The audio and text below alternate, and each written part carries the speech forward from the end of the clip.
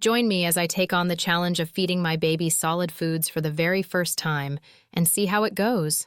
When it comes to introducing solid foods to your baby, it's essential to get it right. The approach you take can have a significant impact on their eating habits, nutrition, and overall health. One of the biggest concerns for parents is figuring out what foods to introduce first and how to ensure their baby is ready for solids. Many of us worry about allergies, choking hazards, and whether our baby will even like the taste of solid food. It's natural to feel overwhelmed by all the conflicting advice and opinions out there. We've all been there, scrolling through social media, comparing notes with friends, and reading up on the latest research. But at the end of the day, every baby is unique, and what works for one may not work for another. Another common concern is timing.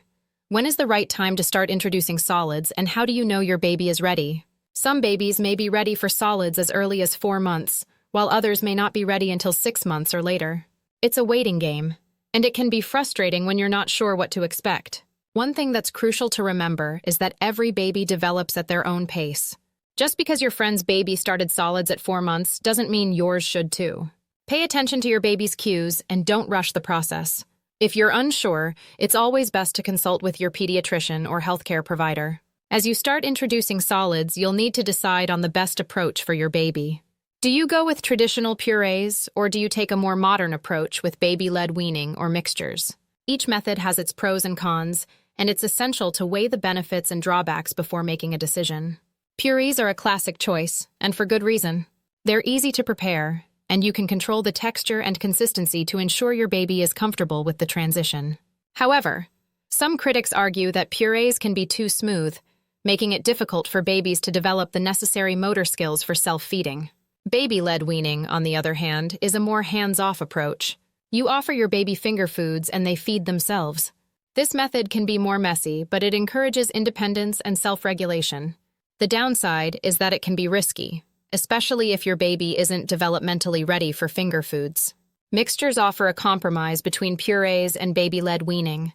You still control the texture, but you're offering a more varied and dynamic eating experience. However, some parents find it tricky to get the right balance, and it can be more time-consuming to prepare. One tip that can make all the difference when introducing solids is to focus on the sensory experience. Babies are naturally curious, and they love exploring new textures, colors, and flavors. Make mealtime an interactive experience and engage with your baby as they discover new foods. This can help create a positive association with solid food and make mealtime more enjoyable for both of you. Remember, the key to success is patience and flexibility.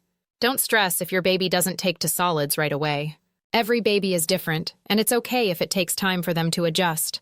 By following your baby's cues and being open to different approaches, you can create a positive and nourishing experience for your little one. Thanks for watching, and I hope you found this video helpful in your journey to introducing solids to your baby. If you have any tips or experiences to share, please leave them in the comments below. And if you're looking for more videos on baby nutrition and feeding tips, be sure to check out my other content.